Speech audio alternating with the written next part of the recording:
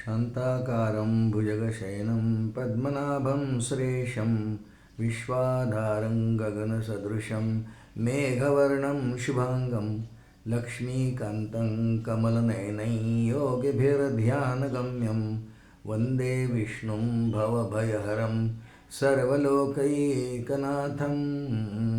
गुरुर्ब्रह्मा गुरुर्विष्णुर्गुरुर्देवो महेश्वरः गुरुस्साक्षात् परब्रह्म तस्मै श्री गुरवे नमः। वसुदेवसुतं देवं कंसचाणूरमर्दनं देवकी परमानन्दं कृष्णं वन्दे जगद्गुरुं।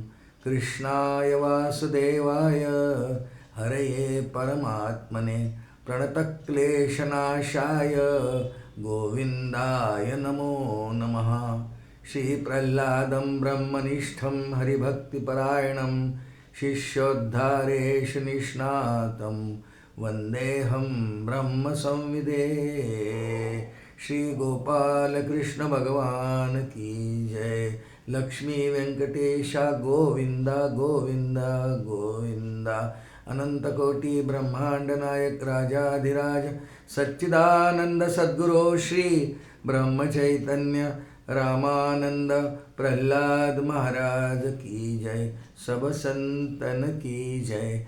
जय जय रघुवीर समर्थ श्रीराम। भगवंतांच्या नामाचा अपार महिमा सगळी शास्त्र सांगतात, संतांची पण तशीच साक्ष आहे. ही नामांपैकी कोणतंही नाम आपण जर घेतलं, अनेक नावं आहेत भगवंतांची, कोणतंही एक नाव जर आपण आपल्या आवडीप्रमाणे जर घेतलं तर ते नाम, प्रत्येकच नाम सारखाच परिणाम करतं आणि या भवबंधनातून जीवाला सोडवतं. त्याचं कारण आपण फक्त आत्ता एका दोन वाक्यात समजून घेऊ. आपला विषय श्री विष्णू सहस्रनाम चिंतन असा आहे. भगवान म्हणजे नामी त्याला म्हणतात आणि त्याचं नाम, त्यांचं नेहमी ऐक्य असतं. म्हणून नाम जेव्हा नामधारक घेत असतो त्यावेळेला तिथे भगवान असतातच. त्यांचं ऐक्य असं, याचा अर्थ जेव्हा नाम आपण घेतो मुखानी वाणीने, त्यावेळेला भगवान तिथे प्रगट असतात आणि जी कृपा भगवान करतात तेच नामही करतं. एकनाथी भागवतामध्ये नाथांची एक सुंदर ओवी आहे. जितुकी नामाची शक्ती तितुके पाप नाही त्रिजगती, नामापाशी चारी मुक्ती जाण निश्चित उद्धवा. असं उद्धवाला भगवान सांगतात. 11व्या स्कंदात भाष्य आहे नाथांची ओवी. नामापाशी चारी मुक्ती. माऊली पण ते सांगतात. सगळ्या संतांचा हाच अभिप्राय आहे. देवाची द्वारी उभा क्षणभरी तेणे मुक्तीचारी साधी येल्या. चारे मुक्ती सहज साधल्या जातात. हरिमुखे म्हणा पुण्याची गणना कर. शास्त्राने येथे ते अट घातली आणि ती फक्त एकच अट जर पाळली तर हे नक्की होतं असा आपण विश्वास ठेवा. आणि ती अट रामदास स्वामींनी मनाच्या एका श्लोकामध्ये आपल्याला सांगितली आहे. शेवटचा श्लोक आहे त्या गटातला. म्हणे दास विश्वास नामी धरावा, प्रभाते मनी रामचिंतित जावा. म्हणजे नामामध्ये शक्ती नक्की आहे की नाम आणि नामींचं ऐक्य असल्यामुळे मी जेव्हा नाम घेतो किंवा येत असतो त्यावेळेला परमात्मा माझ्याजवळ उभा असतो आणि परमात्मा जवळ उभा असल्याचा परिणाम हा आहे की मला परमात्म्याविषयी, देवाविषयी, रामाविषयी प्रेम निर्माण होतं, आपुलकी निर्माण होते, ओढ निर्माण होते, जिव्हाळा, आकर्षण होतं आणि शेवटी तो प्रत्येक भक्ताचं जे इप्सित आहे मनुष्य देहाचं ते पूर्ण करतो. आपण श्री विष्णू सहस्रनाम या स्तोत्राचं चिंतन करत आहोत. आज आपल्यासमोर जो श्लोक आहे तो एकदा म्हणू आणि त्या श्लोकात येणाऱ्या नावांचा आपल्या उपलब्ध वेळेप्रमाणे चिंतन करण्याचा प्रयत्न करू. भूतात्मा परमात्माच मुक्तानां परमागती अव्यय पुरुष साक्षी क्षेत्रज्ञोक्षर एवच. श्री गोपालकृष्ण भगवान. क्रमाने हा श्लोक द्वितीय आहे, जिथून नाम सांगायला सुरुवात झाली. ओम विश्वम विष्णुर्वषट्कारो याचं चिंतन आपण गेल्या आपल्या भागात केलेलं आहे. आज आपण भूतात्मा परमात्माच मुक्तानां परमागती अव्यय पुरुष साक्षी क्षेत्रज्ञोक्षर एवच. ह्या श्लोकामध्ये व्यास महर्षींनी भगवंतांची म्हणजे विष्णूंची म्हणा कृष्णाची म्हणा 8 नावं ग्रथित केलेली आहे. पहिल्या श्लोकात 9 होती, आता 8 नावं आहेत. पहिलं नाव आहे पूतात्मा. पूत शब्दाचा अर्थ पवित्र असा होतो. आणि जेव्हा आपण पूतात्मा शब्द म्हणतो, पुष्कळांना हा शब्द परिचित असतो. आपण जेव्हा दासबोध ज्ञानेश्वरीसारखे धर्मग्रंथ वाचतो तेव्हा काही आपल्यासमोर शब्द येतात. त्यात जीवात्मा आहे, विश्वात्मा आहे, सूत्रात्मा आहे, नुसता आत्मा आहे, परमात्मा आहे.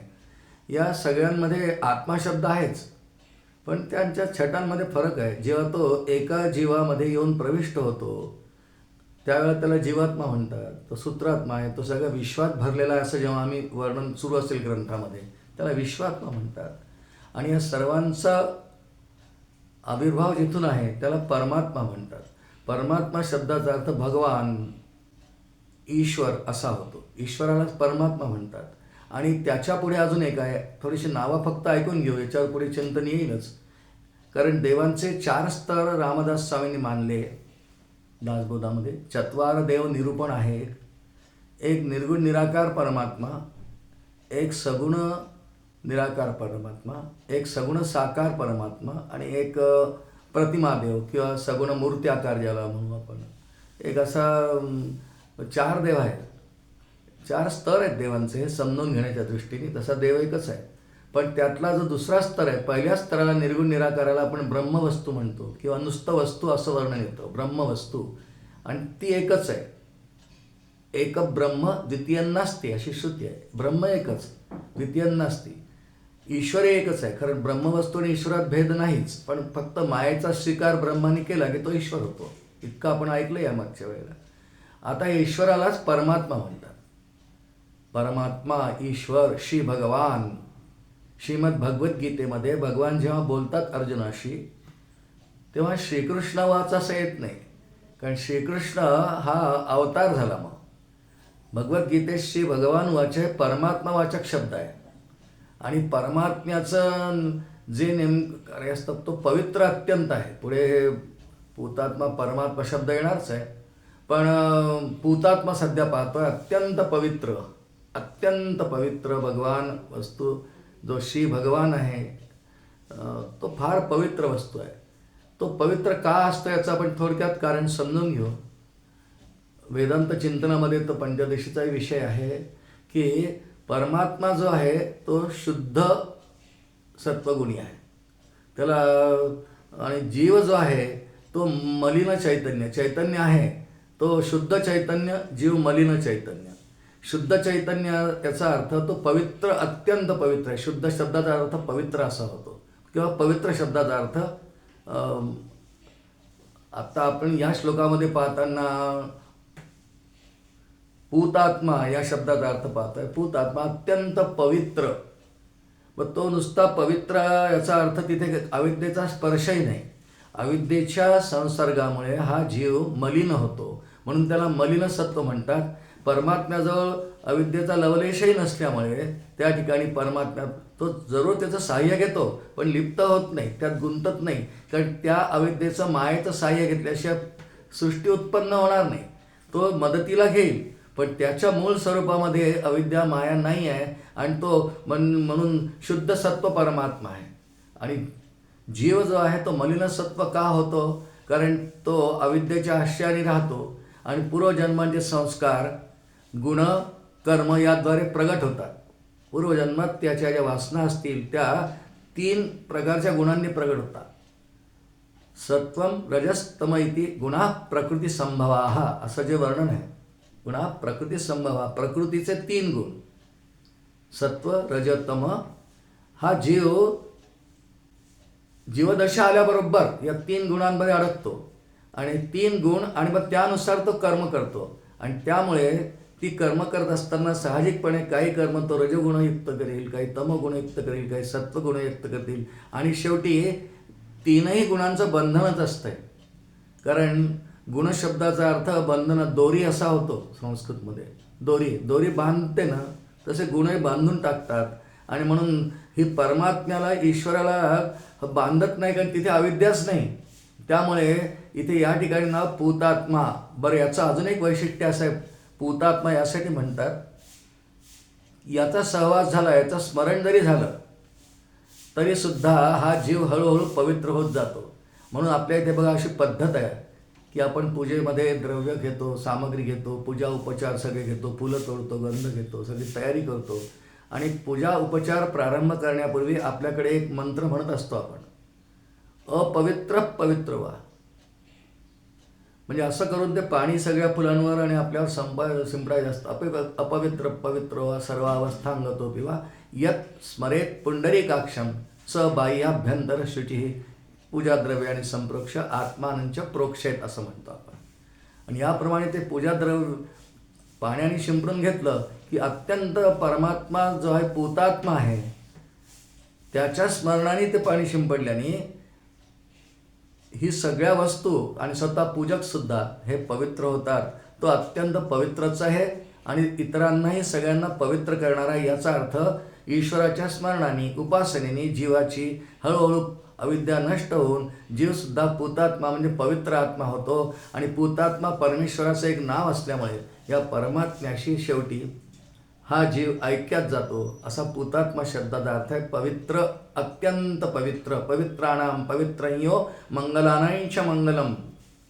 श्री विष्णू सहस्रनामाच्या सुरुवातीच्या श्लोकामध्ये हा श्लोक येतो. मंगलानांच मंगलम पवित्राणाम पवित्रयो. अतिशय पवित्र म्हणजे जगामध्ये पवित्र वस्तू तर खूप आहेत. आपल्याला माहिती आहे गंगा पवित्र आहे, गाय पवित्र आहे, गायत्री पवित्र आहे, सूर्यदेव पवित्र आहेत. हे ईश्वरच आहे सगळे, म्हणजे ईश्वराचा अंश यांच्यामध्ये खूप जास्त प्रमाणामध्ये आहे. म्हणून हे सगळे पवित्रच आहे, सगळे गकार आहेत, सगळे पवित्र आहेत. धर्मग्रंथ सगळे पवित्र आहेत आमचे. वेद आहेत, उपनिषद आहे, भगवद्गीता आहे, दासबोध आहे, ज्ञानेश्वरी आहे, गाथा आहे, गुरुचरित्र आहे, फार पवित्र ग्रंथ आहे. त्याचं कारण काय? हे पूताराम जो आहे, पूतात्मा परमात्मा जो आहे ना त्याचं वर्णन त्यात आहे. म्हणून त्यांना आपण पवित्र ग्रंथ म्हणतो आणि आपण त्यांचा पवित्रपणा राखण्यासाठी सुद्धा खूप सगळ्यांना प्रयत्न करतो. पवित्र शब्दाला संस्कृतमध्ये अजून एक नाव आहे शुची किंवा शौच. शौच म्हणजे अतिशय पवित्रता आणि ती सांभाळणं राखणं आपलं काम जरी असलं तर ती सर्वात जास्त सांभाळली जाते.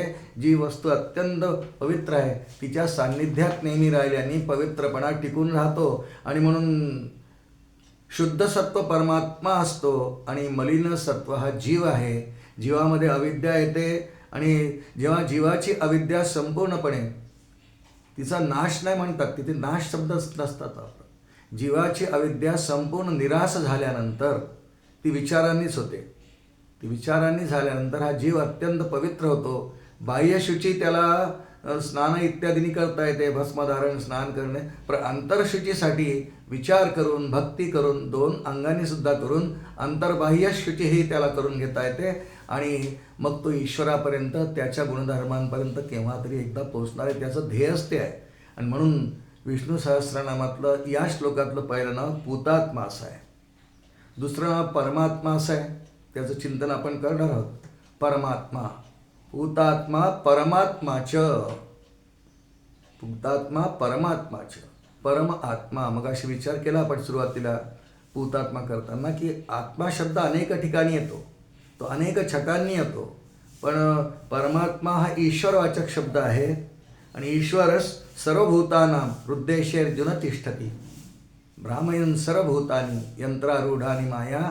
हा ईश्वर परमात्म्याचं हे वैशिष्ट्य आहे की तो सृष्टी उत्पन्न करून ही सगळी सृष्टी उत्पन्न करतो आणि सृष्टीतल्या प्रत्येक घटकामध्ये तो प्रवेश करतो. श्रुती आहे तत्सृष्ट्वा तदनुप्राविशत. हे ईश्वराचं सगळ्यात महत्त्वाचं आणि मुख्य कार्य आहे. त्याला परमात्मा का म्हणतात? ज्या ज्या अन्य ठिकाणी आत्मा शब्द येतो, जसं मगाशी आपण हे शब्द पाहिले की जीवात्मा, सूत्रात्मा, विश्वात्मा असे शब्द पाहिले. अंतरात्मा हा ईश्वरच आहे. हे वेगवेगळे नावं त्या त्या पद्धतीचं वर्णन सुरू असताना त्या संदर्भात त्यांनाही वेगवेगळी नावं आहेत. आत्मा शब्दच आहे. पण माऊलींनी एक सुंदर वर्णन केलं आहे. एरवी सर्वांच्या हृदयदेशी मी अमुका आहे ऐसी. मी अमुका आहे ऐसी स्फूर्ती स्फुरे अहर्निशी ते वस्तुगाम. प्रत्येकाच्या अंतःकरणामध्ये ईश्वर सर्वभूतानांवरती भाष्य की एरवी सर्वांच्या हृदयदेशी ईश्वर सर्वभूतानां हृद्देशेर्जुन तिष्ठती राहतो ना. एरवी सर्वांच्या हृदयदेशी मी अमुका आहे वस्तू ऐशी ऐसे स्फूर्ती स्फुरे अहर्निशी ते वस्तुगामी. हा परमात्मा आहे, तो जीवामध्ये इथे येऊन राहतो. माऊलीने अजून एक वर्णन केलं आहे, या सगळ्या उपाधीमध्ये सगळ्या विश्वामध्ये परमात्मा व्याप्त आहे, आपण ऐकतोय नेहमी. या उपाधी माझी गुप्त, या सर्व उपाधीमध्ये एक तत्व आहे ज्याला परमात्माच म्हणतात. या उपाधी माझी गुप्त चैतन्य असे सर्वगत ते तत्वज्ञ संत स्वीकारिती. श्रीराम माऊलींची फार छान ओवी आहे. आणि या अर्थाने त्याला परमात्मा असं यासाठी म्हणतात की तो सर्व जीवांमध्ये शिरून व्यापय त्यात करून आहे, सर्वांमध्येच तो आहे, म्हणून तो परमात्मा आहे. त्याच्या छटांनी अनेक अनेक अनेक नावं येतील. तो इतका व्याप्त आहे. वर्णन आपल्या इथे असं केलं आहे की सर्वभूतादिवासं यत् यत् भूतेषु वसत्यपि. अमृतबिंदू उपनिषद आहे. सर्वभूतादिवासं यत्, सर्वभूतांमध्ये त्याचा निवास आहेच. पण जड आणि चेतन दोन्ही पदार्थांचा जर विचार केला तर तो चेतन पदार्थ विशेषत्वाने प्रगट आहे. दोन प्रकारच्या चेतना मानलेल्या आहेत. चेतना म्हणजे त्या ठिकाणी असणे. ईश्वर सगळ्या भूतांमध्ये प्रवेश करतो असं आपण दोन तीनदा ऐकलं. पण सामान्यपणे तो सगळीकडे आहे, जडांमध्येही आहे, खांबातही आहे. भगवान प्रल्हादासाठी स्तंभातून प्रगट झाले का नाही? स्तंभात परमात्मा आहे.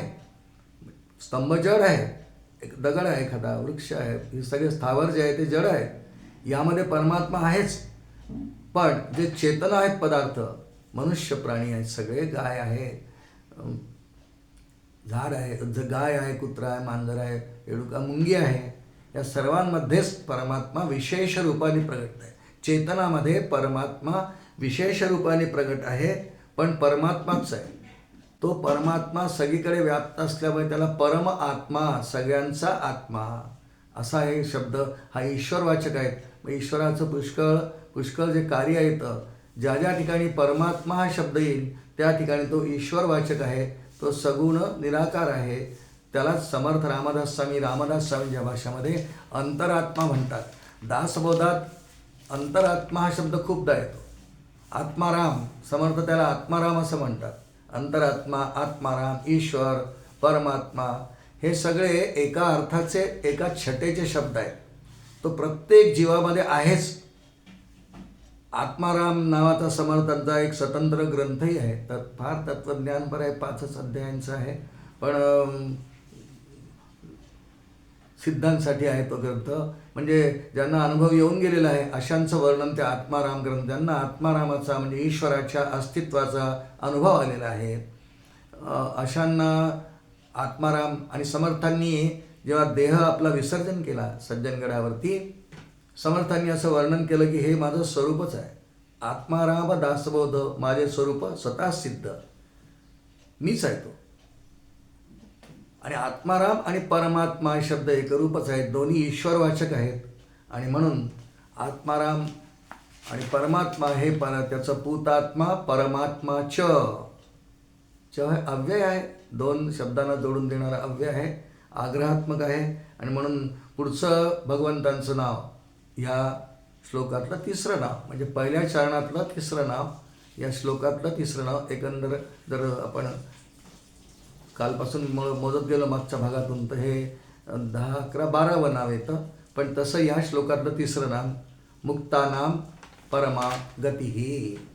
मुक्तानाम परमागती हे नाव आहे भगवंतांचं. आपण आधी मुक्त शब्द हा ऐकलाय खूपदा सर्व ग्रंथांमध्ये. मुक्त, मुक्ती, मुक्तपासून मुक्ती, 4 मुक्ती आहेत. सलोकता, समीपता, सलोकता, समीपता, स्वरूपता, सायुज्यता, 4 मुक्ती आहेत. 4 मुक्ती आहेत. तर हा मुक्तानाम परमागती. जीव बंधनात असतो. आधी मुक्त शब्द समजून घेऊ. मुक्तच्या विरुद्ध शब्द, मुक्त म्हणजे मोकळा, मुक्त म्हणजे मोकळा, आणि बद्ध म्हणजे बांधलेला. जो अविद्येने बांधल्या गेलेला आहे. अविद्येच्या म्हणजे प्रकृतीच्या गुणधर्माप्रमाणे विविध प्रकारच्या तिन्ही गुणांमध्ये अडकून हा जीव अजून अजून अडकत जातो, अविद्येने ग्रस्त होतो, बंधनात पडतो. अविद्येचं बंधन आहे, देहबुद्धीचं बंधन आहे. पण मुक्त शब्द म्हणजे मोकळा झालेला.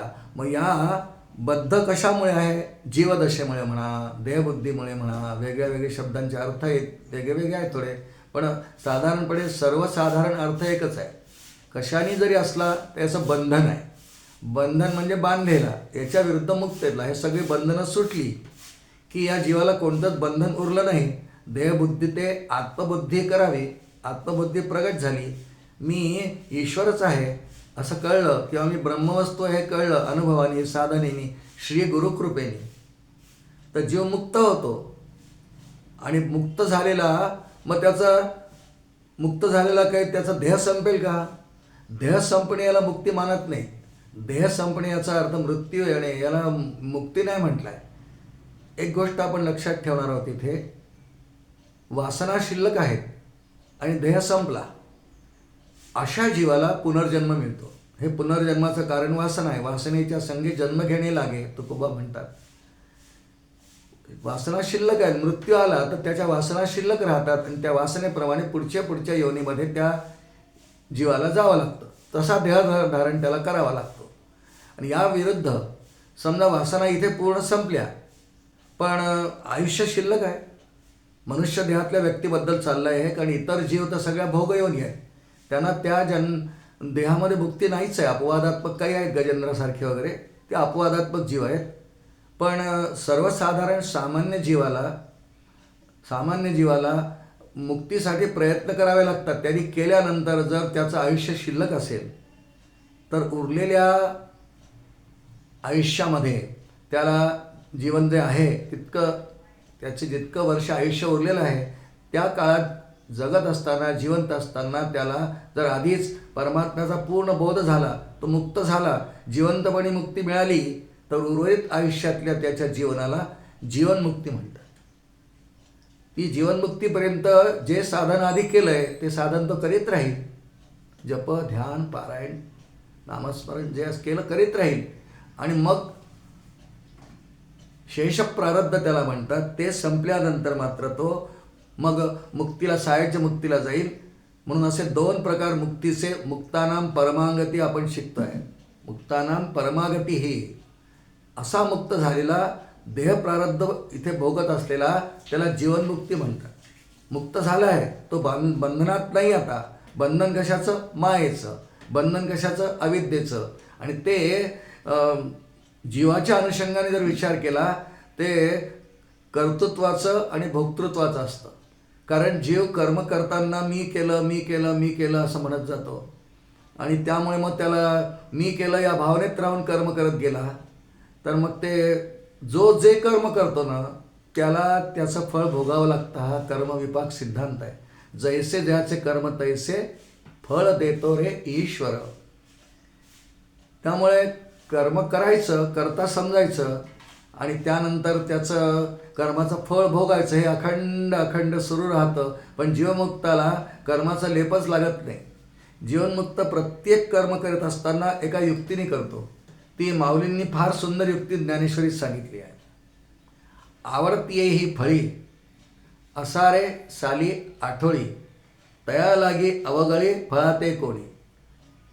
साधना करत असताना, उपासना करत असताना, भगवत प्राप्ती प्रीत्यर्थ प्रयत्न करीत असताना मनुष्याला कर्म करावेच लागतात. कारण आधी साधना कर्तृतंत्रच असते, वस्तुतंत्रमध्ये ती जाईल पुढे विचारांनी.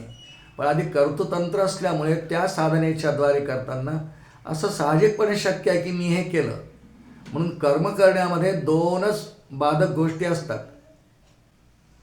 एक मी केला हा अहंकार, त्याला कर्तृत्वाचा अहंकार म्हणतात. आणि त्यातला दुसरा जो दोष आहे तो फलास्वाद, की मी हे कर्म केलं, मला या कर्माचं इतकं फळ मिळालं पाहिजे. असे कर्म करीत असताना त्याला दोन प्रकारे त्याचं लक्ष असतं. आणि या दोनहींना, या विषारी सर्पाला दोनच दात असतात. एक कर्तृत्वाचा अहंकार आणि फलास्वाद. म्हणून माऊलींची ओळी जी आत्ता आपण म्हटली, बघा, आंब्यातला रस तर आपल्याला खायचा आहे, परमात्मा रसोवैसा हाच आहे, ते तर खायचं आहे. पण त्याचबरोबर माऊलींनी इथे इतका सुंदर दृष्टांत दिला, आवडतीये ही फळी असारे साले आठवळी. आंबा, एखादा हापूसचा आंबा आणला आपण, रस तर गोड आहे, छान आहे, तो मला आवडतो, पण त्या आंब्यामध्ये एक साल असते, त्याच्या बाहेर जे कवच असतं त्याला साल म्हणतो आपण, आणि आतमध्ये एक आठवळी असते, त्याला कोय म्हणतो आपण, आठवळी किंवा कोय. आवडती ही फळी, मला खूप आवडतो हापूस आंबा. आवडती ही फळी असारे साली आठवळी, त्या दोन या गोष्टी आहेत की नाही, जे साल आहे, एक कोय आहे, पण तया लागी अवगळे फळा ते कोणी. मग त्यात साल आहे आणि कोय आहे, तर मी खाणारच ते. आणि जर खाण्याचाच त्याग केला तर मग रसास्वाद कसा घेता येईल, म्हणजे रस कसा सेवन करता येईल, त्याचा भोग कसा घेता येईल. म्हणून कोय आणि साल टाकून, म्हणून त्यातलं जी साल आहे आणि एक कोय आहे, त्या सालीला कर्तृत्वाचा अहंकार समजू आपण, आणि कोय जे आहे ते फलाचा आस्वाद, की मला हे फळ मिळालं. कर्मातल्या ह्या दोन गोष्टी जर काढून टाकल्या तर कर्माचा लेप लागत नाही, त्याला कर्माचा पाश असंही म्हणतात. आणि शेवटी प्रत्येकाला कर्मबंधनातच पडावं लागतं, कर्मबंधनात पडावं लागतं. आणि ते कर्मबंधन निघून जाण्याकरता मग परमात्म्याची खूप स्तुती, उपासना इत्यादी इत्यादी ह्या मार्गाने करून हे दोन्ही त्यातले दोष काढून टाकावं लागतात. हे कर्मातल्या दोन त्रुटी आणि दोषच आहे, असं माऊलींनी छान समजून सांगितलेलं आहे. पण परमात्मा जो रसयुक्त आहे त्याचा जर का सेवन करायचं असेल तर युक्तीने आंबा खायचा, मग फक्त रस मिळेल असं करायचं, साल आणि कोय बाजूला टाकून द्यायची. तसं कर्तृत्वाचा अहंकार आणि मला अमुक एक फळ पाहिजे, त्यासाठी भगवद्गीता आपल्याला शिकवते, कर्मण्येवाधिकार असते मा फलेषु कदाचन. कोणतंही पारमार्थिक कर्म करीत असताना या जीवानी मला अमुक अमुक फळ मिळावं अशी अपेक्षा करायची नाही. असे कर्मातले दोन दोष टाळले कर्म करीत असताना. आणि नाही तर मग मी हे कर्म केलं असा अहंकार झाला, त्याला कर्ते पण म्हणतात. आणि कर्ता जो असतो तो भोक्ता होतोच, आणि कर्ता भोक्ता दोन्ही जायचं असेल तर ह्या दोन गोष्टी पाळून त्यांनी करायला पाहिजे. मुक्तानाम परमागती, असं आता आपण लक्षात ठेवू थोडा, की त्याला मुक्त झाला तो अशा प्रकारच्या कुशलतेने कर्म करीत गेला. दोन्ही दोष कर्मातले जे आहेत तो साधक किंवा जीव टाळत गेला आणि तो आता मुक्त झाला. मग तो काही हालचाल करणार नाही का? मग देहपातापर्यंत तो काहीच हालचाल नाही करणार का? करीन, पण कोणत्याही हालचाल मी केली या जाणीवेत तो राहणार नाही. पद्म पत्र मिवांबसा गीता म्हणते. कमळाचं पान जसं पाण्यात असतं, अलिप्तपणा कसा वाचावा यासाठी शिकवण्याचा माऊलींनी दृष्टांत भगवद्गीतेत भगवंतांनी दिलेला दृष्टांत. पद्मपत्र मिवांबसा, कमळाचं पान पाण्यात ठेवा आपण, त्याला एक थेंब पाणी चिकटत नाही. वर काढलं पान सगळं पाणी गळून जातं आणि नंतर कोरडं राहतं, ओलं पण होत नाही. लिप्त याचा अर्थ ओलंही होत नाही ते. तसा जो जीवनमुक्त म्हणजे देहात असताना, जिवंत असताना, सोप्या भाषेत म्हणजे ज्याला मुक्ती मिळाली तो अगदी पद्मपत्र मिवांबाचा सगळं करील तो. एकनाथी भागवतामध्ये नाथ महाराजांनी इतका सुंदर दृष्टांत दिला आहे की कसा वागतो जीवनमुक्त. यासाठी माऊलींनी पुष्कळ ओव्या आहेत. एक पाहू आपण फक्त. कुलाल चक्री बैसली माशी, कुलाल चक्री बैसली मासी, न हलता भोवे चक्रासरसी, कोटी फेरे म्हणती तैसी, कोटी फेरे म्हणती जैसी, तेवे मुक्तासी देहक्रिया. किती सुंदर ओवी आहे. दृष्टांत कुंभाराच्या चाकाचा दिला आहे एकनाथ महाराज. कुलाल चक्री म्हणजे कुंभाराचं चाक असतं बघाय. आता किती विज्ञान पुढे गेलेलं तरी प्रत्येक गावात कुंभार असतात, काही गोष्टी त्याच्यावरच कराव्या लागतात. अजूनही आहेत गावागावात, विशेषतः ग्रामीण भागात, शहरी भागातही कुंभार आहेत अजूनही. कुलाल चक्री, कुलाल म्हणजे कुंभार, त्याचं चाक असतं एक, ते असं काठीने फिरवायचं वगैरे. बैसली माशी, आता कल्पना करा कुंभाराने चाक फिरवलं, त्याला त्या मातीपासून काही घट, पणत्या, बोळके असं काही करायचं आहे. चाक फिरवलं त्यांनी, त्याच्यावर मातीचा गोळा ठेवला आणि त्यांनी त्याला गती दिली. खूप वेगाने खूप काळ फिरतं, हजारो फेरे होतात तिचे, एकदा फिरवलं की हजारो फेरे होतात. आणि थोडा त्याचा वेग कमी झाला की कुंभाराकडे एक काठी असते, त्या काठीने पुन्हा त्याला वेग देत होतो. कुलाल चक्री बैसली मासी, तिला किती फेरे करतात? ती त्याच्यावर बसलेली माशी, त्या मातीच्या ढिगाऱ्यावरती माती ठेवलेली आहे, ती हलते का माशी? पक्की बसल्याची त्या ठिकाणी बसली. न हलता भोवे चक्र सरसी, ती हलत नाही काही, पण तिला किती फेरे करतात? कोटी फेरे म्हणती तिसी, तिला कोट्यावधी फेरे होतील जर दिवसभर तशी बसून राहिली तर. हो, फिरत राहील, पुन्हा दुसरा गोळा पुन्हा बसेल. तैसी मुक्तासी देहक्रिया, मुक्ताच्या देहक्रिया ज्या असतात तो सगळं करेल ना. पाणी पिईल, जेवेल, इतरही सगळ्या क्रिया, समाजात जाईल, कोणी त्याला बोलेल, कोणी मान करेल, कोणी अपमान देईल, कोणी त्याची निंदा करेल, कोणी स्तुती करेल. त्याला कशाचाही कुलाल चक्री बैसली मासी, हे श्रीमद भगवद्गीतेच्या 12व्या अध्यायात जी भगवंतांनी वर्णन केलेली आहे. अद्वेष्टा सर्वभूतानां मैत्र करुणमेव च, इथून आपण ते वाचावं सगळं. ही सगळी जीवनमुक्ताची किंवा ज्ञानीभक्ताची लक्षणं आहेत. ते मानापमानयो तुल्य मित्रारी पक्षयो, हे त्या ठिकाणी वर्णन आहे. त्याला कोणी मित्रही नाही, त्याला कोणी शत्रूही नाही, त्याला मान नाही, अपमान नाही. साही द्वंद्वातून तो मुक्त होतो, कारण तो कुलाल चक्री बैसली मासी.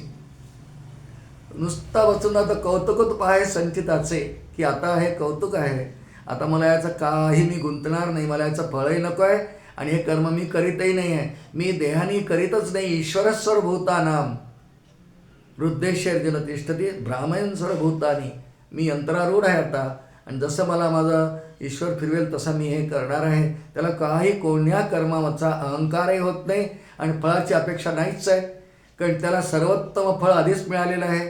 त्याला जीवदशा जाऊन शिवदशा आलेली आहे. तो मुक्त झाला जिवंतपणी. अशा जिवंतपणी मुक्त झालेल्या, ज्याला आपण जीवनमुक्त मगाशी म्हटलं आहे, एक जीवनमुक्ती, एक विदेहमुक्ती, आणि देहपातानंतर तो अनंत वेळा परमेश्वराशी ऐक्यात जाऊन जी मुक्ती भोगेल ती विदेहमुक्ती, म्हणजे सायुज्य मुक्तीला विदेहमुक्ती म्हणून. सायुज्यमुक्ती ही पण जिवंतपणी पण ती जिवंत असताना जीवनमुक्ती, आणि देहपातानंतर तो विदेहमुक्ती भोगील. आणि तो जे भोगील भगवान विष्णूंच्या मुक्तानाम परमागती, म्हणजे आपण अभ्यास करताय, या सर्व जीवनमुक्तांची जो परमगती आहे, जिवंत असताना जीवनमुक्ती, जी विदेहमुक्ती आहे ती परमगती आहे. मग तिथे गेल्यानंतर त्या जीवाला आता परत येणं नाही, पुन्हा जन्म नाही. पुनरपि जननम पुनरपि मरणम पुनरपि जननी जठरे शयनम, त्याला आता नाही आहे. त्याचं संपलं, जन्म मरणाचा फेरा चुकला. म्हणून बंधनाचं जे नेमकं स्वरूप आहे, जन्म मरण परंपरा, हे त्याचं संपतं, आणि तो अखंड त्या ठिकाणाला राहतो, पुन्हा येत नाही. यद गत्वा न निवर्तन्ते तद्धाम परमम मम, असं भगवान जे भगवद्गीतेत बोलले, ती मुक्तानाम परमागतीची जागा आहे. सर्व जीवनमुक्तांची शेवटी ती जागा आहे. म्हणून भगवंतांचं एक नावच व्यासमहर्षींनी मुक्तानाम परमागती, हे ज्या ठिकाणी तो जीवनमुक्त जातो त्या दशेला मुक्तानाम परमागती हे नाव आहे. परमगती त्याला म्हणतात, परमगती, शेवटची गती. आणि ते म्हणूनच एक नाव भगवंतांना दिलं. ह्या श्लोकातलं पुढचं नाव आहे श्रोते हो, अव्यय. पुरुष साक्षी पुढे अव्यय, ज्याचा व्यय होत नाही, काही खर्च होत नाही, आहे तसाच राहतो. परमात्म्याचं म्हणजे नाव सांगणं सुरू आहे श्री विष्णूंचं, अव्यय. व्यवहारात जर आपण विचार केला, दोन वस्तू असतात, व्यय आणि अव्यय. खर्च होणारी, खर्च न होणे. व्यय म्हणजे खर्च.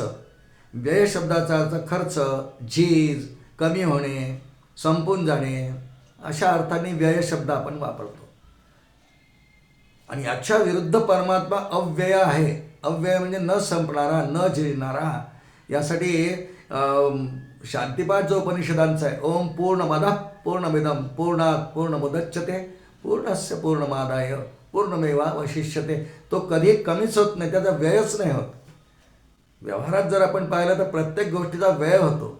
परमात्मा सोडून सगळी भूतसृष्टी जी आहे अखंड खर्चाकडे, व्ययाकडे, झीज होण्याकडे चाललेली आहे. अखंड खर्चाकडे, व्ययाकडे झीज होत जाते, तिची खर्च होत जातो. उदाहरण म्हणून पाहू आपण. एखाद्या व्यक्तीला 10,000 रुपये पगार आहे, जुना दृष्टांत आहे, आणि जुन्या काळी आजकालसारखं फोन पे बँकेच्या अकाउंटमध्ये वगैरे पैसे जमा नाही व्हायचे. प्रत्येकाला आपल्या आपल्या डिपार्टमेंटमध्ये दर 1 तारखेला पाकिटातून पैसे कॅश मिळायचे, पगाराची सही घ्यायचे आणि पैसे द्यायचे. हे आम्हाला पूर्वी मिळायचे असताना, आणि घरी आणून देवाजवळ टेकायचे लोक. 10,000 रुपये ते पती पत्नी मिळून चांगला व्यवहार गृहस्थाश्रम करणारे एका डब्यात ठेवून द्यायचे. शेवटी महिनाभर ते सगळे पुरवत किती आणले? 10,000. महिनाभर अनेक वस्तूंसाठी वापरले. शेवटी 25-26 तारीख आली, त्या बायको म्हणते, अहो तुम्ही 10,000 रुपये आणले होते पगाराचे, या महिन्यात खर्च जास्तच झाला, 25 तारीखच आहे, अगदी 5, 50, 100 रुपये राहिले, आता पगार कधी होणार आहे? संपला दृष्टांत.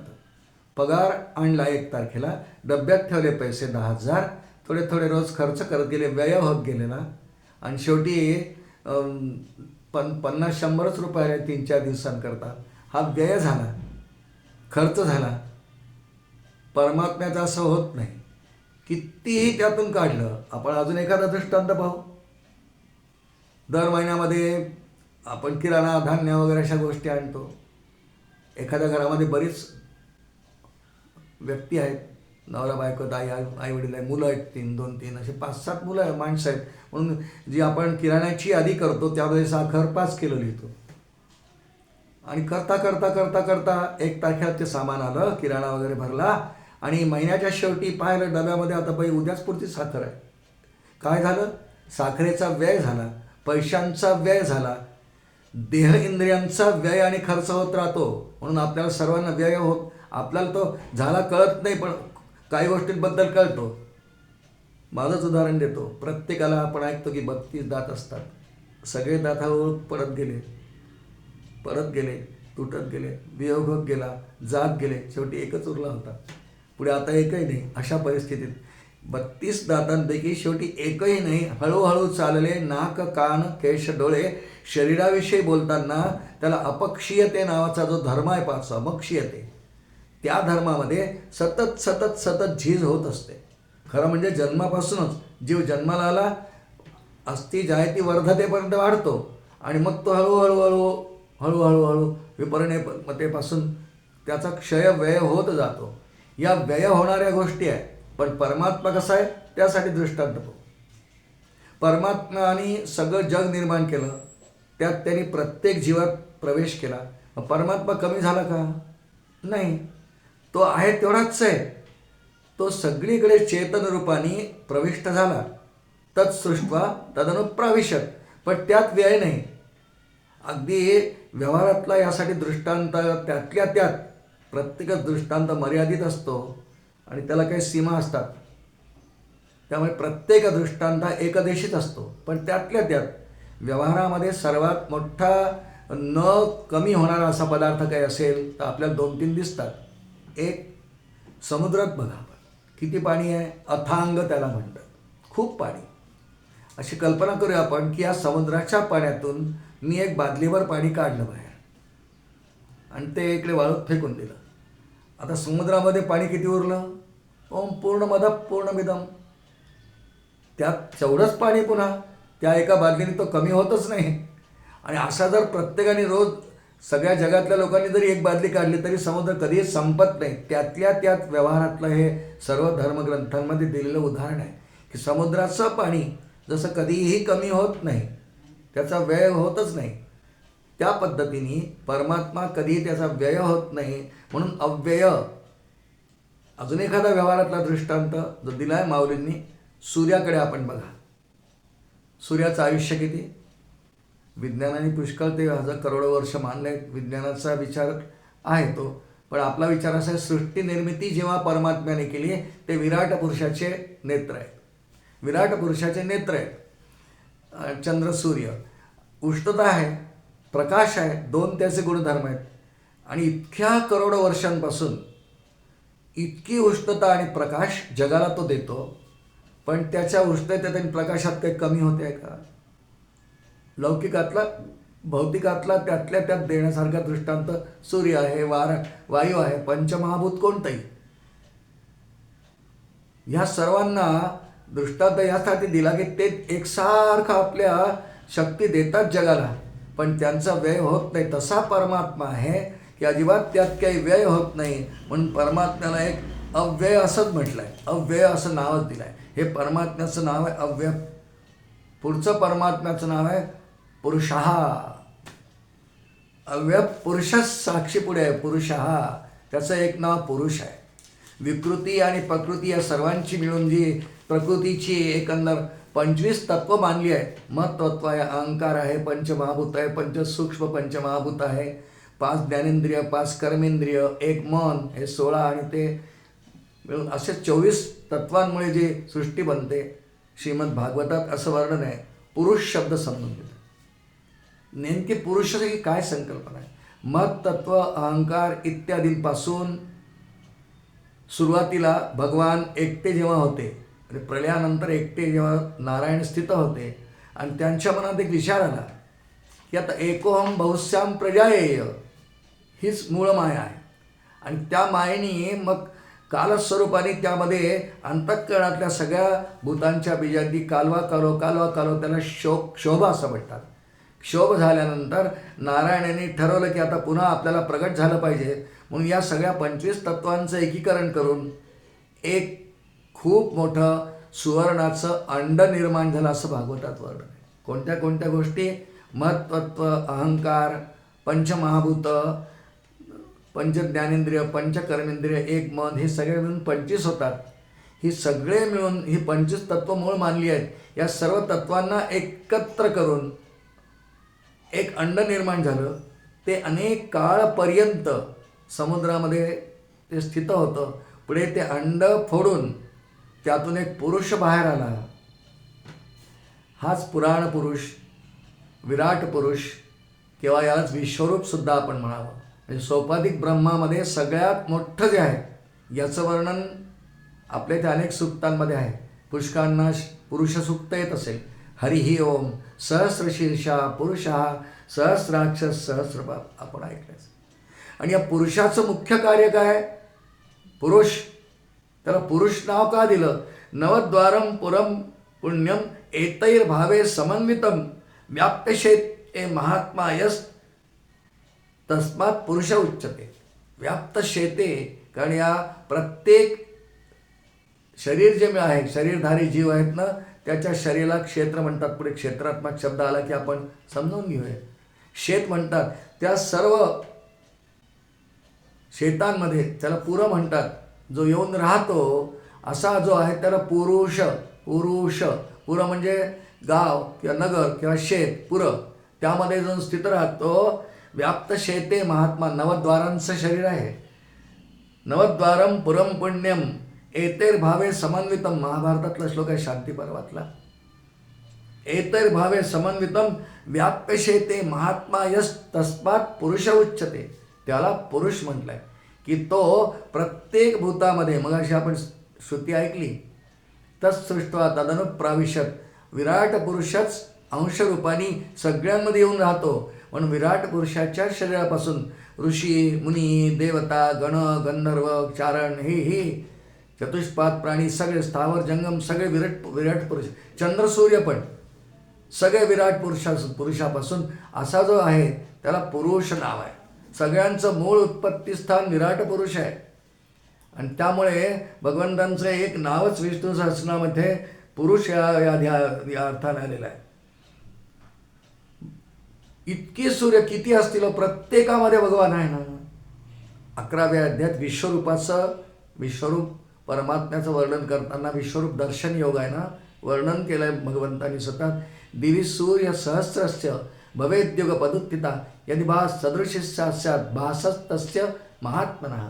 दिवी सूर्य सहस्रस्य, सहस्र फक्त उपलक्षणीने समजून घ्यायसारखं, हजार नाही.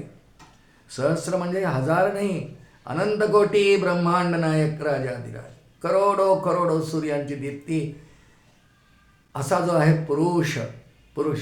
आणि म्हणून त्याचं एक नावच या ठिकाणी पुरुष केलेलं आहे. श्रोते हो, याप्रमाणे भगवंतांचं या श्लोकातलं नाव अव्यय पुरुष साक्षी. पुढचं एक नाव आहे साक्षी. साक्षी म्हणजे आपण व्यवहारात हा शब्द पुष्कळ ऐकला आहे की एखादा खटला आहे कोर्टामध्ये तर त्या ठिकाणी साक्षी द्यावं लागतात. त्याला विटनेस म्हणतो आपण व्यवहाराला. विटनेस.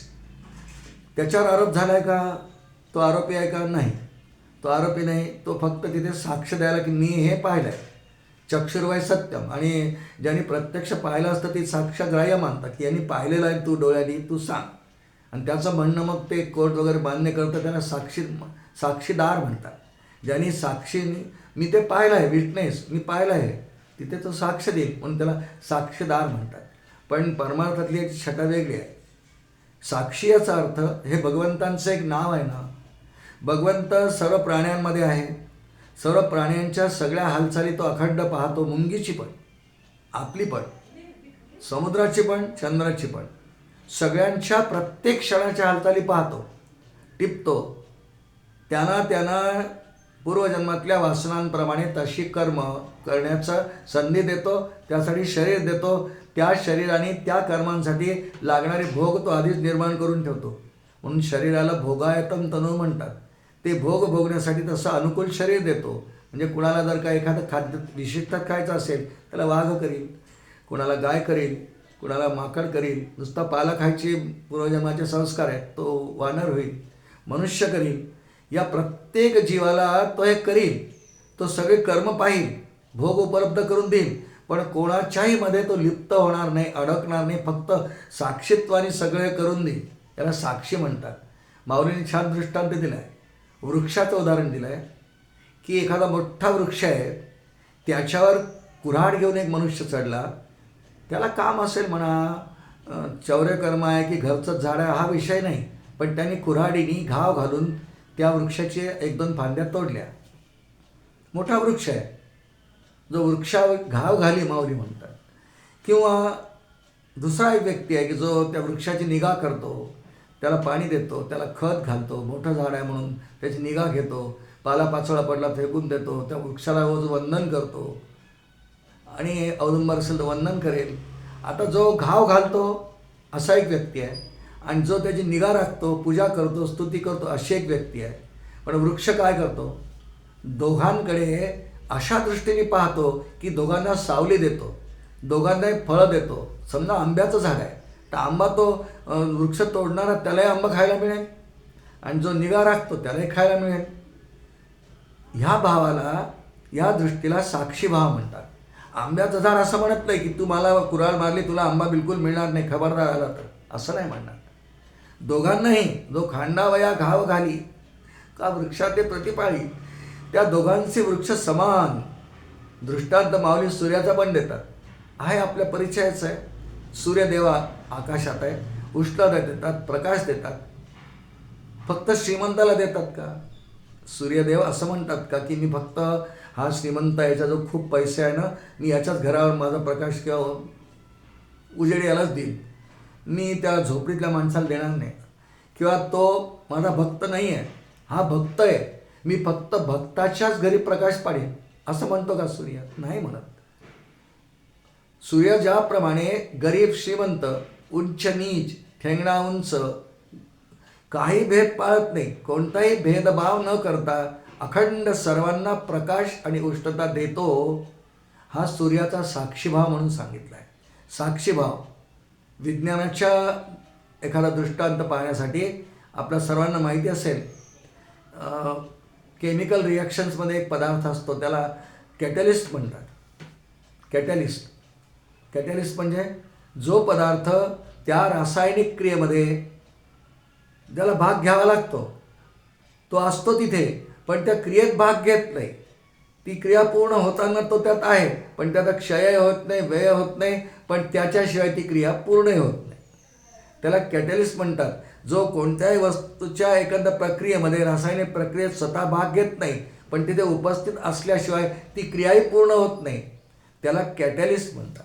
परमात्म्याचं साक्षी हे नाव कॅटलिस्ट सारखं आहे. तो कॅटलिस्ट आहे. कोणतीही क्रिया आपण करा, ती क्रिया केल्यानंतर त्या कर्माची नोंद तो करतो. ती क्रिया करताना तो त्यात लिप्त होत नाही, तुम्हाला तशी मदतही त्यात करणार नाही. ज्याला जशी इच्छा होईल त्याने ते कर्म करावं. पण भगवंत साक्षीलाच अध्यक्ष म्हणतात बरं का. अध्यक्ष नेहमी साक्षी, पक्षपाती, निपक्ष तो साक्षी. म्हणजे कर्माध्यक्ष सर्वभूतादिवासा साक्षी चेता केवल निर्गुणस्य श्रुती आहे. साक्षी च एता केवल निर्गुणश्च, साक्षी नाव त्याचं उपनिषदांमध्ये सुद्धा आलेलं आहे. पुष्कळ ठिकाणी येतो उपनिषदांमध्ये, अनेक पण येतं. साक्षी याचा अर्थ फक्त उपस्थित असणे आणि गुपचूपपणे शांतपणे सर्व जीवांच्या हालचाली कर्म बघून त्यांची नोंद करून त्याप्रमाणे कर्माध्यक्ष असल्याप्रमाणे त्या त्या कर्माची तशी तशी फळं जीवाला प्रदान करणं याला साक्षी असं म्हटलं आहे. क्षेत्रज्ञ, क्षेत्रज्ञ क्षर एवच अशी दोन नावं राहिली अजून. क्षेत्रज्ञ श्रीमद भगवद्गीतेमध्ये हा शब्द आहे. क्षेत्रज्ञ योग नावाचा 13वा अध्यायच आहे भगवद्गीतेमध्ये. आणि भगवान स्वतः इथे म्हणतात, अर्जुना क्षेत्रेषु चापिमां विद्धि, क्षेत्रेषु चापिमां विद्धि सर्व क्षेत्रेषु भारत. प्रत्येक शरीर जे आहे ना, याला शरीराला क्षेत्र असं म्हणतात. म्हणजे मगाशी आपण एक श्लोक पाहिला, नवद्वारम पुरे शेते. शेत म्हणजे क्षेत्र किंवा त्याला शेत, मराठीमध्ये शेत म्हणतात. तो प्रत्येक सर्वभूतादिवासंयत, सर्वभूतांमध्ये जर तो आहे, सर्वभूतादिवासंयत शेतामध्ये, इथे क्षेत्रज्ञ त्याचं नाव आपण अभ्यास करतो आहे. हे या श्लोकातलं शेवटून दुसरं नाव आहे. मग अक्षर एक नाव अजून राहील. क्षेत्रज्ञ हा असं नाव का? कारण प्रत्येक शरीर जे आहे त्या शरीराची प्रत्येक हालचाल हे निर्माण तोच करतो. शरीर त्या त्या वासनांप्रमाणे शरीर देतो, प्रत्येक जीवाला भोगण्यासाठी शरीर देतो, भोग सामग्री देतो. पण एवढं करून या क्षेत्राविषयी संपूर्ण ज्ञान या देहाविषयी. आता क्षेत्र म्हणजे शरीर, देह, प्रत्येकाचं शरीर आहे. एक वेळ आपल्याला आपल्या शरीराचं फार कळणार नाही, पण परमात्म्याला ते कळतं. ज्ञ म्हणजे जाणणारा, क्षेत्रज्ञ क्षेत्राला पूर्णपणे जाणणारा. ज्याची अविद्या किती आहे, अविद्येची उंची किती आहे, यांनी किती साधन केलं पाहिजे, इतकं केल्यानंतर हा मुक्त होईल, याचं कॅल्क्युलेशन देवाकडे आहे. क्षेत्रज्ञ ह्या देहातल्या सगळ्या हालचाली सगळं त्याला माहिती आहे. एक वेळ आपल्याला नसेल, आपल्याला काही माहीत नसलेल्या गोष्टी आजकाल विज्ञान देतं आपल्याला. लिपिड प्रोफाईल काढून बघा, आपल्याला माहिती नसतं की आपल्याला किती हेमोग्लोबिन आहे, किती शुगर आहे, काय काय नायट्रोजन, हायड्रोजन, सोडियम, काय काय ते काढतात. आपल्याला नाही आहे ज्ञान आहे. पण जेव्हा आपण एखाद्या तज्ज्ञ डॉक्टरकडे जातो, पॅथॉलॉजिस्टकडे, तो आपल्याला रिपोर्ट देतो. मग आपल्याला कळते की आपल्यामध्ये हे हे हे पॅरामीटर्स इतके आहेत, हे वाढले आहेत. मग ही औषधी घ्या, त्या डॉक्टरकडे जा, ते टॉनिक घ्या, ते व्हिटॅमिन बी घ्या, हे कळतं. आपल्याला काहीच माहीत नसतं. एक तर ते डॉक्टरला नानाविध परीक्षा, त्याच्या चाचण्या करून किंवा त्यांच्या यंत्रांनी कळतं. पण डॉक्टरला जसं ते कळतं, परमात्मा क्षेत्रज्ञ प्रत्येक क्षेत्रामध्ये त्याच्यामध्ये काय काय आहे हे सगळं परमात्म्याला कळतं. त्याचे भौतिक गुणधर्मही कळतात की आता याचे डोळे थोडेसे क्षीण होत चालले, हळूहळू चालले, कान, नाक, केश, डोळे. शरीरातल्या प्रत्येक घटकाबद्दल त्याला कळतं, मनाबद्दल कळतं. कारण ह्या जीवाला फक्त हा स्थूल देह नाही आहे. शास्त्र असं सांगतं, याची वर्णन सगळ्या ग्रंथात येतात. 4 देह प्रत्येक जीवाला असतात. स्थूल देह, सूक्ष्म देह, कारण देह, महाकारण देह. या सगळ्यांचा ज्ञाता जो आहे 4ही देहांबद्दल. म्हणजे एखाद्याच्या मनामध्ये या क्षणाला काय चाललं आहे ते सुद्धा त्याला कळतं. क्षेत्रज्ञ त्याला त्या देहाच्या काय हालचाली चालू आहे. पुष्कळदा कबीरदासांचा दोहा म्हणत असतो मी प्रवचनामध्ये, की लहानशी मुंगी आहे आणि तिची हालचाल किती सूक्ष्म, पण तिच्या पायात जरी घुंगरू बांधलं, चींटी के भी पैर में जो घुंगरू बसता वो भी नाद मेरा श्रीराम सुनता. तो त्याला ऐकू का जातो?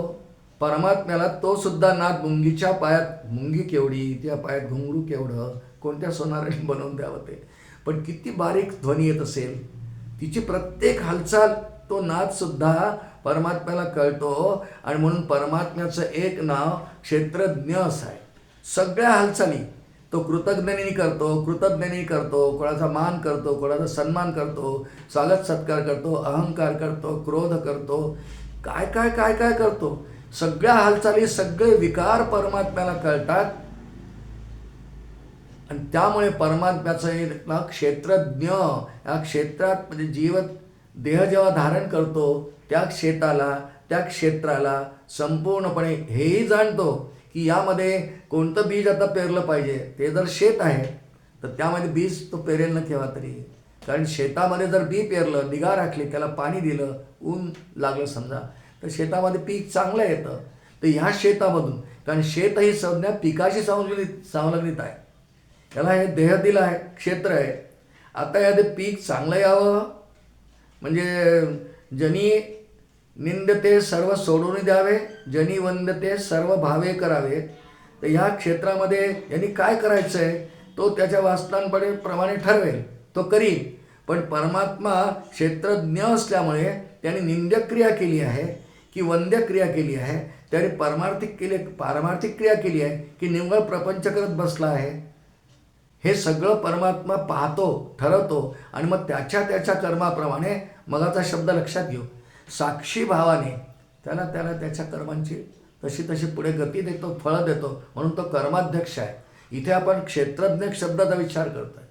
क्षेत्राविषयी संपूर्ण ज्ञान ज्याला आहे, प्रत्येक क्षेत्राविषयी, प्रत्येक शरीराविषयी किती असतील रे? पृथ्वीमध्ये जितकी शरीरे, समर्थांची ओवी आहे दासबोधातली, पृथ्वीमध्ये जितकी शरीरे तितकी भगवंताची घरे.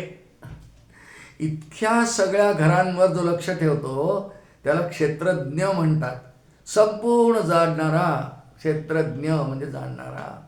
तिथे असणारा तर आहेच, चित्ता आहे म्हणून तो क्षेत्रज्ञही आहे, तिथे आहे आणि सगळंच जाणतो, सर्वच जाणतो. क्षेत्राची माहिती, त्याला किती एकर आहे, त्यात पीक काय येणार आहे, हा नांगरणार कधी आहे, त्यात काय पेरणार आहे, कोणतं बियाच्या जवळ आहे, ते वाढणार आहे का, की करपून जाणार आहे का, हे सगळं परमात्म्याला प्रत्येक क्षेत्राविषयी कळतं. म्हणून त्याचं नाव एक क्षेत्रज्ञ असं आहे. ह्या श्लोकातलं अंतिम नाम जे आहे 8 क्रमांकाचं, या श्लोकातलं ते अक्षर असं आहे. क्षेत्रज्ञो क्षर एवच, क्षेत्रज्ञ हा अक्षर एवच. पुन्हा तेच क्षर आणि अक्षर दोनच पदार्थ जगात आहे. आणि पुढे पुरुषोत्तम हे त्याचं एक नाव येणारच आहे. हे भगवद्गीतेच्या 15व्या अध्यायामध्ये याचं वर्णन खूप छान आहे. क्षर, अक्षर आणि उत्तम पुरुष, पुरुषोत्तम, उत्तम पुरुष, 3 प्रकारचे वर्णन केलेलं आहे. त्यापैकी इथे वर्णन आहे अक्षर पुरुषाचं. क्षर मगासारखाच अव्ययासारखा शब्द आहे.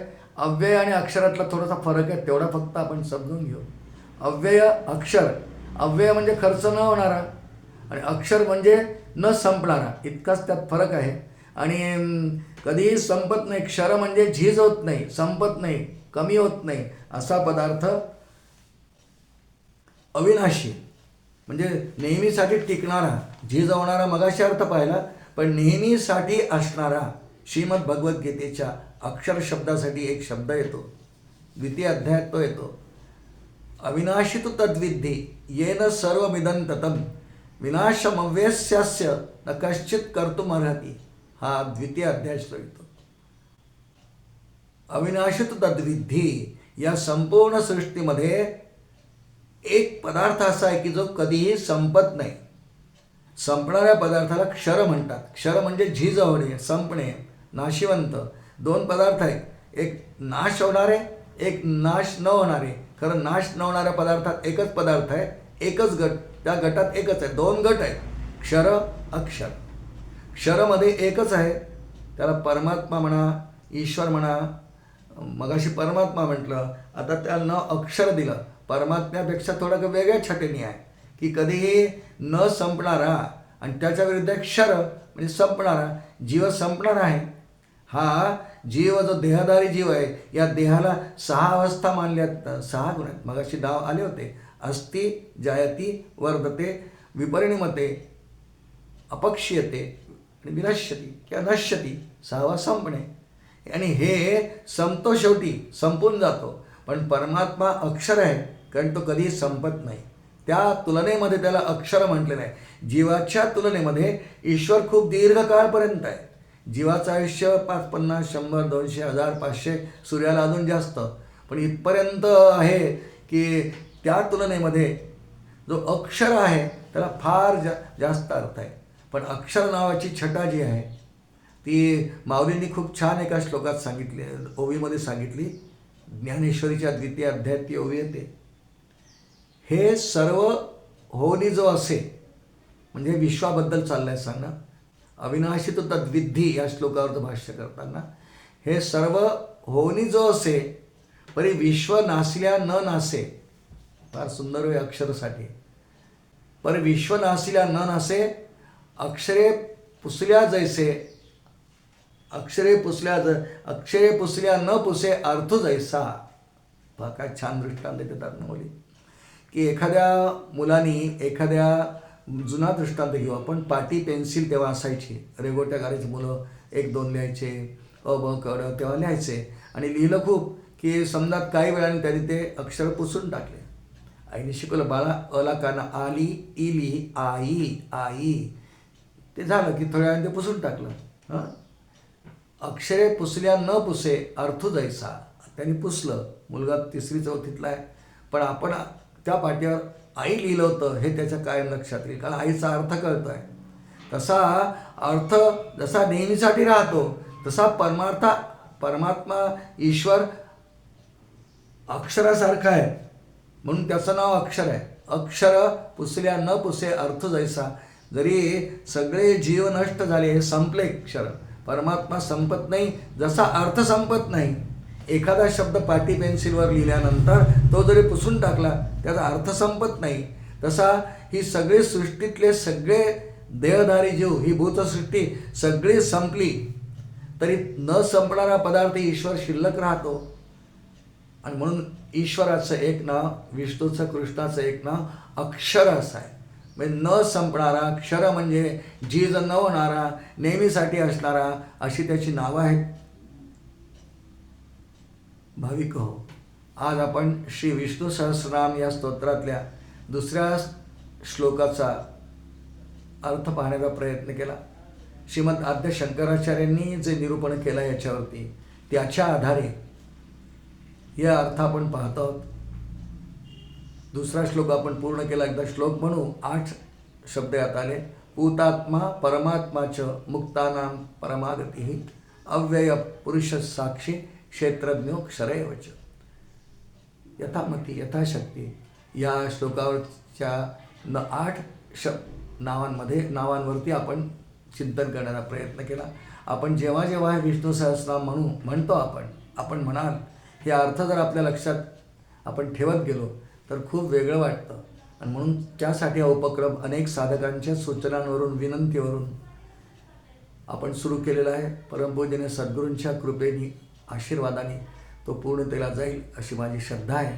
आजचं झालेलं हे चिंतन परमपूजनीय सद्गुरूंच्या श्रीकृष्णाच्या चरणी समर्पण करतो. आपल्या सर्वांना अभिवादन करतो आणि या ठिकाणी वाणीला विराम देतो. श्री गोपाल कृष्ण भगवान की जय.